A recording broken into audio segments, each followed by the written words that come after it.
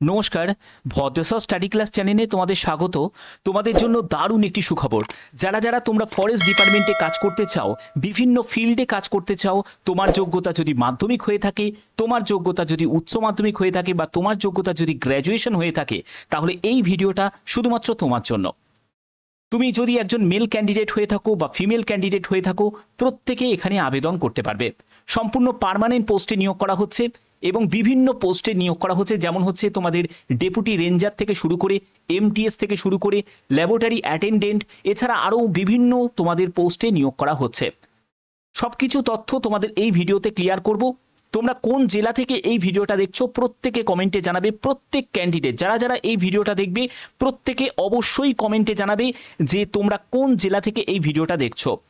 এখানে all India প্রত্যেক প্রার্থীরাই আবেদন করতে পারবে এবং তোমাদের রাজ্যের মধ্যেই তোমাদের বিভিন্ন জায়গায় পোস্টিং হয়ে যাবে। সম্পূর্ণ গুরুত্বপূর্ণ তথ্য থাকছে এই ভিডিওতে। ভিডিওটা শেষ পর্যন্ত দেখো, খুবই গুরুত্বপূর্ণ একটি আপডেট শুধুমাত্র তোমাদের জন্য। তো দেখো, আমি পিডিএফটা ওপেন করে নিয়েছি, প্রত্যেকটা স্টেপ তোমাদের কাছে ক্লিয়ার করব। শেষ পর্যন্ত দেখো, খুবই ইম্পর্টেন্ট একটি আপডেট। তো দেখো, এখানে ফরেস্ট ডিপার্টমেন্ট রিক্রুটমেন্ট 2025 এর নোটিফিকেশন রিলিজ হয়েছে। সম্পূর্ণ সরকারিভাবে এই নিয়োগটি করা হচ্ছে এবং সবথেকে গুরুত্বপূর্ণ বিষয়, তোমাদের অনেকেরই একটা প্রশ্ন থাকে যে স্যার এটা কন্ট্রাকচুয়াল চাকরি না পার্মানেন্ট চাকরি। তো সম্পূর্ণ এটা পার্মানেন্ট চাকরিতে নিয়োগ করা হচ্ছে। এখানে দেখে নাও যে তোমাদের কোন কোন পোস্ট আছে। এমটিএস পোস্ট আছে, যে পোস্টের জন্য যোগ্যতা হলো মাধ্যমিক পাস। ফিল্ড ম্যান পোস্ট আছে, যেখানে তোমার যোগ্যতা হলো উচ্চ মাধ্যমিক পাস। যেখানে তুমি আর্টস থেকে হোক, সায়েন্স থেকে হোক, কমার্স থেকে হোক, যে কোনো শাখায় তুমি উচ্চ মাধ্যমিক পাস হলেই তুমি আবেদন করতে পারছো। তারপরে হচ্ছে তোমাদের ডেপুটি রেঞ্জার, যেখানে তোমাদের যোগ্যতা হলো উচ্চ মাধ্যমিক পাস। অ্যাসিস্ট্যান্ট, এখানে যোগ্যতা হলো যে কোনো শাখায় গ্র্যাজুয়েশন। এছাড়া তোমাদের গ্রুপ ডি পোস্ট আছে, যেগুলো অ্যাটেন্ডেন্ট পোস্ট আছে, সেখানে তোমাদের যোগ্যতা হলো মাধ্যমিক পাস। ক্লিয়ার? আচ্ছা, এখানে তোমাদের ভারতীয় নাগরিক প্রত্যেকে আবেদন করতে পারো, অর্থাৎ অল স্টেট অল ডিস্ট্রিক্টের প্রত্যেক প্রার্থীরাই এখানে আবেদন করতে পারো। তোমরা প্রত্যেকে অবশ্যই জানাবে যে কোন জেলা থেকে তোমরা এই ভিডিওটা দেখছো। তোমার জেলার নাম তোমরা অবশ্যই কমেন্টে জানাবে, প্রত্যেকে জানাবে, ঠিক আছে? তো দেখো, সিলেকশন প্রসেসের ক্ষেত্রে প্রথমে তোমাদের একটি রিটিন এক্সাম হবে, তারপরে তোমাদের ডকুমেন্ট ভেরিফিকেশন হবে, তারপরে তোমাদের মেডিকেল টেস্ট হবে। রিটিন এক্সামের ক্ষেত্রে বলে রাখি, একটি মাত্র ফেসেই তোমাদের রিটিন এক্সাম হবে। তারপরে তোমাদের ডকুমেন্ট ভেরিফিকেশানে তুমি যে ডকুমেন্টসগুলোকে তুমি যে স্ক্যান করে আপলোড করবে অনলাইনে আবেদন করার সময়, তো সেই ডকুমেন্টের অরিজিনালগুলো তাদের চেক করা হবে, সেগুলো ডকুমেন্ট ভেরিফিকেশানে, এবং তোমাদের মেডিকেল টেস্ট নেওয়া হবে। ওকে, আচ্ছা, তোমাদের এক্সাম সেন্টার দেখো কোথায় কোথায় পাবে। যারা যারা ইস্টার্ন রিজিয়নে আবেদন করবে তারা দুর্গাপুর থেকে শুরু করে আসানসোল, জামশেদপুর, রাঁচি, রাউরকেল্লা, কটক, ভুবনেশ্বর, কলকাতা, শিলিগুড়ি, কল্যাণী, গ্যাংটক সহ বিভিন্ন জায়গায় তোমরা এক্সামিনেশন সেন্টার পেয়ে যাবে এবং ইস্টার্ন রিজিয়নের মধ্যেই তোমরা পোস্টিং পেয়ে যাবে।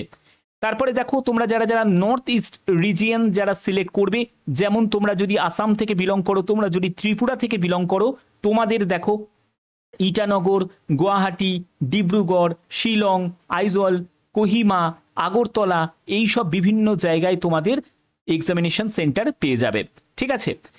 এজ লিমিট কেমন প্রয়োজন দেখো, এজ লিমিট হচ্ছে 1/8/2025 হিসাবে তোমাদের এজ ক্যালকুলেট করতে হবে। বিভিন্ন পোস্টের জন্য বিভিন্ন রকম এজ লিমিট থাকছে। 18 থেকে 25 বছর, 18 থেকে 25 বছর হচ্ছে যে পোস্টে তুমি এমটিএস এর জন্য যদি আবেদন করো, তুমি যদি গ্রুপ ডি পোস্টের জন্য আবেদন করো, সেক্ষেত্রে তোমার 18 থেকে 25 বছরের মধ্যে বয়স হতে হবে। 18 থেকে 27 বছর কিছু পোস্টের জন্য আছে, কিছু পোস্টের জন্য 18 থেকে 28 বছর আছে, কিছু পোস্টের জন্য 18 থেকে 30 বছর আছে। কোন পোস্টের জন্য কি কি এজ লিমিট আমি সেটা তোমাদের পরবর্তী জায়গায় তোমাদের ক্লিয়ার করছি। এখানে দেখো, তোমাদের এসসি এসটি যদি ক্যান্ডিডেট হয়ে থাকো তাহলে তুমি বয়সের ওপর 5 বছর রিল্যাক্সেশন পাবে। তুমি যদি ওবিসি ক্যান্ডিডেট হয়ে থাকো তুমি বয়সের ওপর 3 বছর রিল্যাক্সেশন পেয়ে যাচ্ছ। এছাড়া তুমি যদি পিডাব্লিউবিডি ক্যাটাগরি থেকে থাকো, তুমি যদি একজন পিডাব্লিউবিডি ক্যাটাগরি জেনারেল প্রার্থী হয়ে থাকো, তুমি 10 বছর রিল্যাক্সেশন পাবে। তুমি যদি পিডাব্লিউবিডি ক্যাটাগরি ওবিসি ক্যান্ডিডেট হয়ে থাকো 13 বছর রিল্যাক্সেশন পাবে। তুমি যদি পিডাব্লিউবিডি ক্যাটাগরি এসসি এসটি ক্যান্ডিডেট হয়ে থাকো তুমি 15 বছর রিল্যাক্সেশন পেয়ে যাচ্ছ। ওকে, এডুকেশন কোয়ালিফিকেশন এবং পোস্ট এবং তোমাদের বেতন কত টাকা থাকবে আমি সেই ব্যাপারে তোমাদের ধারণা দিচ্ছি। দেখো, জুনিয়র টেকনিক্যাল অ্যাসিস্ট্যান্ট এই পোস্টের জন্য তোমাদের ফরেস্ট সার্ভে ডিপার্টমেন্টে তোমাদের পোস্টিং হয়ে যাচ্ছে। 18 থেকে 28 বছরের মধ্যে বয়স হতে হবে। এটা কিন্তু জেনারেলের ক্ষেত্রে বয়স বলছি, ঠিক আছে? জেনারেলের ক্ষেত্রে, ইডাব্লিউএস এর ক্ষেত্রে এই বয়সটা দেওয়া হয়েছে। তুমি এসসি এসটি হলে আরও 5 বছর, ওবিসি হলে বয়সে আরও 3 বছর ধরে নেবে। এবং যারা পিডাব্লিউবিডি ক্যাটাগরি থেকে, তো তোমাদের বলেই তো দিলাম যে তোমরা আবেদন করতে পারবে। লেভেল 6 অনুযায়ী বেতন পাবে। লেভেল 6 অনুযায়ী বেতন মানে স্টার্টিংয়েই তোমরা ধরে রাখতে পারো 44,500 টাকা শুরুতেই। এবং এখানে তোমাদের গ্র্যাজুয়েশন যোগ্যতা প্রয়োজন। ফিল্ডম্যান এই পোস্টের জন্য 18 থেকে 27 বছর বয়স। লেভেল 2 অনুযায়ী বেতন পাবে এবং এখানেও হচ্ছে যে কোনো শাখায় উচ্চ মাধ্যমিক পাস। ডেপুটি রেঞ্জার এই পোস্টের জন্য 18 থেকে 27 বছর, লেভেল 4 অনুযায়ী বেতন পাবে এবং এখানেও হচ্ছে উচ্চ মাধ্যমিক পাস। পাবলিকেশন অ্যাসিস্ট্যান্ট এখানে 18 থেকে 30 বছরের মধ্যে বয়স হতে হবে এবং এখানে হচ্ছে গ্র্যাজুয়েশন পাস যোগ্যতা চাওয়া হয়েছে। লেভেল 6 অনুযায়ী বেতন পাবে। ল্যাবরেটরি অ্যাটেন্ডেন্ট, ঠিক আছে? ল্যাবরেটরি অ্যাটেন্ডেন্ট এটা হলো মাধ্যমিক পাস যোগ্যতা, যেটা তোমাদের গ্রুপ ডি ক্যাটাগরির মধ্যেই কিন্তু এটা পড়ছে। 18 থেকে 25 বছরের মধ্যে বয়স হতে হবে লেভেল 1 অনুযায়ী। এখানে তোমাদের অফিস অ্যাটেন্ডেন্ট বা এমটিএস এর জন্য যেখানে 18 থেকে 25 বছর, লেভেল 1 অনুযায়ী বেতন পাবে এবং এখানেও হচ্ছে মাধ্যমিক পাস যোগ্যতা। ল্যাবরেটরি অ্যাসিস্ট্যান্ট 18 থেকে 27 বছর, উচ্চ মাধ্যমিক পাস যোগ্যতা। অর্থাৎ উচ্চ মাধ্যমিক পাস যোগ্যতার জন্য পোস্ট কিন্তু অনেক বেশিই আছে। এবার তোমাদের বলে রাখি, দেখো বেতনের ব্যাপারটা তোমরা জানো একটা সেন্ট্রাল গভর্নমেন্টের চাকরিতে বেতন কেমন হতে পারে সেই ব্যাপারে আশা করি তোমাদের কোনো আলাদাভাবে কোনো ধারণা দেওয়ার কোনো প্রয়োজন নেই। এইটুখানি বলতে পারি তোমাদের বেতন প্রায় 32 থেকেই কিন্তু শুরু হয়ে যাবে, ঠিক আছে? আমি একদম লেভেল 1 থেকে বলছি, সব কিছু অ্যালাউন্স মিলিয়ে। তো আশা করি ব্যাপারটা বুঝতে পারছো। এবার সেই অনুযায়ী যত লেভেল 2 এর বেতন আরও বেশি হবে, লেভেল 4 এর আরও বেশি হবে, লেভেল 3, লেভেল 4, লেভেল 6, যত লেভেল বাড়তে থাকবে বেতনটা তত বেশি হবে। ব্যাপারটা ক্লিয়ার? আচ্ছা, এরপরে কি আছে? এরপরে হচ্ছে তোমাদের অ্যাপ্লিকেশন ফি। এখানে 100 টাকা মতো আবেদন মূল্য লাগবে যারা জেনারেল প্রার্থী, যারা ইডাব্লিউএস প্রার্থী, যারা ওবিসি প্রার্থী, অবশ্যই যারা মেল ক্যান্ডিডেট তাদেরকেই দিতে হবে। তুমি যদি একজন মহিলা প্রার্থী হয়ে থাকো, তুমি যদি এসসি হয়ে থাকো, তুমি যদি এসটি হয়ে থাকো, তুমি যদি একজন পিডাব্লিউবিডি, তুমি যদি একজন এক্স সার্ভিসম্যান হয়ে থাকো, তোমার কোনো আবেদন মূল্য লাগবে না। এবং এখানে অনলাইনে তোমাদের আবেদন মূল্য জমা করতে হবে। আবেদন মূল্য জমা করার শেষ তারিখ হচ্ছে 24শে জুন 2025। বোঝা গেল? অর্থাৎ আবেদন তোমাদের শুরু হয়ে গেছে, প্রত্যেকে আবেদন করতে পারো। এইসব মাধ্যমে তোমাদের আবেদন মূল্য জমা করতে হবে, অনলাইন অনলি। দেখো তোমাদের এইসব যে বিভিন্ন মাধ্যমগুলো দেওয়া আছে, যে কোনো একটি মাধ্যমে তোমরা আবেদন মূল্য জমা করতে পারবে। সিলেবাস তো যেহেতু তোমাদের বললাম একটি রিটিন এক্সাম তোমাদের হবে, যেটা তোমাদের অনলাইন একটি সিবিটি এক্সাম হবে, যেখানে এমসিকিউ টাইপের প্রশ্ন হবে। তোমাদের যোগ্যতা অনুযায়ী লেভেল সেট করা হবে, অর্থাৎ মাধ্যমিক পাস যোগ্যতার লেভেলটা একটু লো হবে, তারপরে উচ্চ মাধ্যমিক যোগ্যতার লেভেলটা তার থেকে একটু বেশি হবে, গ্র্যাজুয়েশন যোগ্যতার লেভেলটা তার থেকে বেশি হবে। সেই ওপরে তোমাদের সহজ শক্ত এইগুলোর ওপর ডিপেন্ড করছে, ঠিক আছে? এখানে তোমাদের জেনারেল ইন্টেলিজেন্সের উপর তোমাদের 25 কোশ্চেন্স 50 মার্কস, জেনারেল অ্যাওয়ারনেসের উপর 25 questions 50 marks, quantitative aptitude basic অ্যারিথমেটিকের উপর 25 কোশ্চেন্স 50 মার্কস, ইংলিশ ল্যাঙ্গুয়েজের ওপর 25 কোশ্চেন্স 50 মার্কসের তোমাদের পরীক্ষা হচ্ছে। অর্থাৎ প্রতিটি প্রশ্নের মান হচ্ছে 2 করে। 60 মিনিটস তোমরা সময় পাচ্ছ, কিন্তু যারা স্পেশাল ক্যান্ডিডেট অর্থাৎ যারা পিডাব্লিউবিডি ক্যাটাগরি থেকে যারা আছো তারা 80 মিনিট তোমরা সময় পাবে। বোঝা গেল? আচ্ছা, এখানে আর কি বলা হচ্ছে? Negative marking. দেখো 0.50 মার্কসের তোমাদের একটা নেগেটিভ মার্কিং থাকবে, যেখানে ইচ রং অ্যান্সারের জন্য তোমাদের প্রাপ্ত নম্বর থেকে, অর্থাৎ দুটো প্রশ্নের ভুল উত্তরের জন্য 1 নম্বর তোমাদের কাটা যাবে। বোঝা গেল? আচ্ছা, এবার দেখো তোমাদের কি বলা হচ্ছে? Marks scored by the candidate computer base examination if conduct multiple শিফটে তোমাদের এক্সাম হবে এবং তোমাদের হিন্দি আর ইংলিশ ল্যাঙ্গুয়েজ, এই দুটো ল্যাঙ্গুয়েজ তোমাদের এক্সামের ল্যাঙ্গুয়েজ থাকবে, অবশ্যই সেটা তোমাদের খেয়াল রাখতে হবে। এখানে বলা হচ্ছে যে skill test, typing, data entry এবং কম্পিউটার প্রফিসিয়েন্সি টেস্ট নেওয়া হবে, সেটা হলো স্পেসিফিক পোস্টে। তাহলে তোমরা ধরে রেখো না যে এমটিএস এর জন্য কোনো টাইপিং বা এইগুলো কিছু লাগবে, একদমই নয়। যেগুলো তোমাদের ডেটা এন্ট্রি লেভেলের যে পোস্টগুলো সেগুলোর ক্ষেত্রে এটা লাগবে। ডকুমেন্ট ভেরিফিকেশন, দেখো তোমাদের প্রথমে বলে রাখি যে আধার বেস অথেন্টিকেশন করে রাখতে হবে, কারণ তোমরা জানো এখন এক্সাম হলে ঢুকতে গেলে তার আগে কিন্তু তোমাদের আধার ভেরিফিকেশনটা করিয়ে নেয়, যাতে যারা জেনুইন ক্যান্ডিডেট তারা যাতে পরীক্ষা দিতে পারে, যারা ফেক ক্যান্ডিডেট তাদের যাতে এলিমিনেট করা যায়, তার জন্যই কিন্তু এই প্রসেসটা। তো এর জন্য কি চাই দেখো, it is mandatory to carry at least 2 passport সাইজের ছবি লাগবে, অরিজিনাল ভ্যালিড ফটো আইডির প্রুফ লাগবে, ডেট অফ বার্থের সার্টিফিকেট বা এইগুলো তোমাদের লাগবে। এখানে তোমাদের যে কোনো ডকুমেন্টস কিন্তু তোমাদের প্রয়োজন হচ্ছে, যেমন pan card, passport, driving licence, voter ID বা তোমাদের আধার কার্ড, তো যে কোনো একটি হলেই তোমাদের হয়ে যাবে। অর্থাৎ মেন কথা হচ্ছে একটি গভর্নমেন্ট আইডি প্রুফ প্রয়োজন, যাতে বুঝতে পারে যে যে ক্যান্ডিডেট ফর্ম ফিল আপ করেছে সেই পরীক্ষা দিতে এসছে। বোঝা গেল? আচ্ছা, এছাড়া দেখো তোমাদের আর একটা ব্যাপার তোমাদের ক্লিয়ার করে দিই, সেটা হলো এখানে ফটো, সিগনেচার, এগুলো কিন্তু তোমাকে স্ক্যান করতে হবে। এগুলো স্ক্যান করে তোমাকে কি করতে হবে? আপলোড করতে হবে। ওকে, স্ক্যান করে আপলোড করতে হবে যখন তুমি আবেদন করবে। এবং তোমাদের এখানে আবেদন শুরু হয়েছে 2রা জুন থেকে 23শে জুন পর্যন্ত আবেদন করা যাচ্ছে। এবং এখানে তোমাদের আবেদন মূল্য জমা দেওয়ার ডেট হচ্ছে 24শে জুন 2025।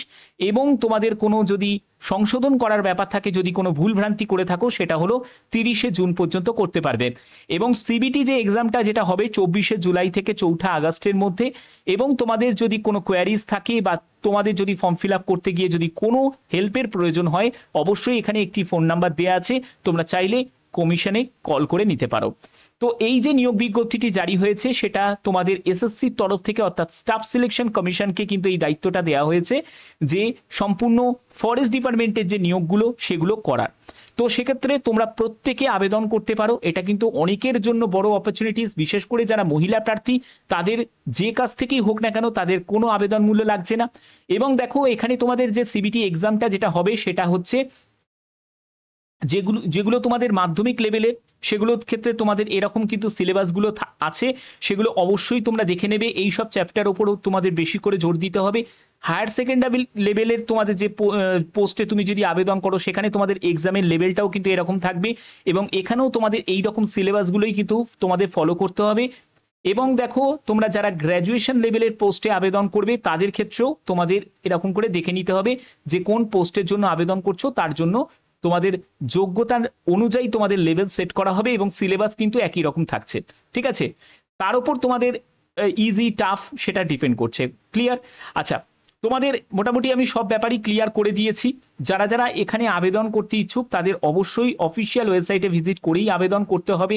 এবং আবেদন করার জন্য তোমাদের সিগনেচার বা যাবতীয় যা যা তথ্য চেয়েছে সেগুলো কিন্তু অবশ্যই স্ক্যান করে আপলোড করতে হবে। ইনকমপ্লিট অ্যাপ্লিকেশনের জন্য কিন্তু তোমাদের পুরো আবেদনকে ক্যান্সেল করে দিতে পারে, সেটা অবশ্যই তোমাদের খেয়াল রাখতে হবে। তোমরা চাইলে মাল্টিপল পোস্টের জন্য আবেদন করতে পারবে, তোমাদের পরপর সিলেক্ট করতে হবে, কিন্তু রিজিয়ন যে কোনো একটি তোমাদের সিলেক্ট করতে হবে। তোমরা চাইলে একাধিক রিজিয়নে মাল্টিপল অ্যাপ্লিকেশন কিন্তু করতে পারবে না। এবং এখানে বলাই হয়েছে যে অ্যাপ্লিকেশন বিং ইনকমপ্লিট হলেই তোমাদের আবেদন রিজেক্ট করে দেওয়া হবে। এক্সামিনেশন ফিস যদি তুমি না দাও, ঠিক আছে, সিগনেচার যদি ভেরিয়েশন যদি হয়, মানে আলাদা আলাদাভাবে সিগনেচার, তারপরে তোমার ধরো সিগনেচার ফটো এগুলো যদি ব্লার হয়, ঠিক আছে, তো সেক্ষেত্রে আবজা হলেও কিন্তু হবে না। তো এই সব ব্যাপারগুলো কিন্তু অবশ্যই তোমাদের খেয়াল রাখতে হবে যারা যারা আবেদন করতে ইচ্ছুক। বাদবাকি এখানে সম্পূর্ণ ডিটেলসটা দেওয়া আছে যে কিভাবে আবেদন করবে, কি কি প্রসেস, সেগুলো কিন্তু দেওয়া আছে। দেখো, প্রুফ অফ নেমের জন্য তোমাদের Aadhaar card, voter card, PAN card, driving licence যে কোনো একটি হলেই কিন্তু হয়ে যাবে। অ্যাড্রেস প্রুফের জন্য কি কি ডকুমেন্টস আছে, তারপরে এজ প্রুফের জন্য কি কি ডকুমেন্টস আছে সেগুলো। যাদের বার্থ সার্টিফিকেট রিলেটেড কোনো সমস্যা যদি থাকে, তাহলে সেক্ষেত্রে তোমাদের school leaving certificate, certificate of date of birth বা গেজেটেড অফিসার বা আধার কার্ডে যেখানে তোমার ডেট অফ বার্থ মেনশন করা আছে বা মাধ্যমিকের অ্যাডমিট কার্ড, সেটা হলেও কিন্তু হয়ে যাবে। আবেদন করতে গেলে প্রথমে তোমাদের ওটিআর করতে হবে, অর্থাৎ ওয়ান টাইম রেজিস্ট্রেশন করতে হবে। রেজিস্ট্রেশন করে সম্পূর্ণ আবেদন তোমাদের কমপ্লিট করতে হবে। সেখানে তোমাদের ভ্যালিড একটি মেল আইডি, মোবাইল নাম্বার প্রয়োজন এবং তোমরা আবেদন করতে পারবে। অবশ্যই আশা করি তোমরা এই ভিডিওটার মাধ্যমে প্রত্যেকটি তথ্য জানতে পেরেছো। যেহেতু তোমাদের এসএসসির মাধ্যমে সম্পূর্ণ এই নিয়োগ প্রক্রিয়াটাকে করা হচ্ছে, তো অবশ্যই তোমরা আবেদন করতে পারো। খুবই ট্রাস্টেড, যেহেতু তোমাদের জেনুইনভাবে নিয়োগ করা হয়, তো সেক্ষেত্রে তোমরা অবশ্যই আবেদন করে দিতে পারো। এবং তোমরা প্রত্যেকে অবশ্যই জানাবে যে কোন জেলা থেকে এই ভিডিওটা দেখছো। প্রত্যেকে তোমার জেলার নাম অবশ্যই কমেন্টে জানাবে, এখনই কমেন্টে জানিয়ে দাও প্রত্যেকে। তো আশা করি তোমাদের ভিডিওটা ভালো লেগেছে, আর এরকমই যদি গুরুত্বপূর্ণ আপডেট পেতে চাও, প্রতিদিন পেতে চাও, তাহলে অবশ্যই কি করবে, চ্যানেলটাকে সাবস্ক্রাইব করবে, বেল আইকনটাকে অল করে রাখবে যাতে তোমাদের কাছে প্রপার নোটিফিকেশন পৌঁছে যায়। এখনের মতো এটুকুই, ধন্যবাদ।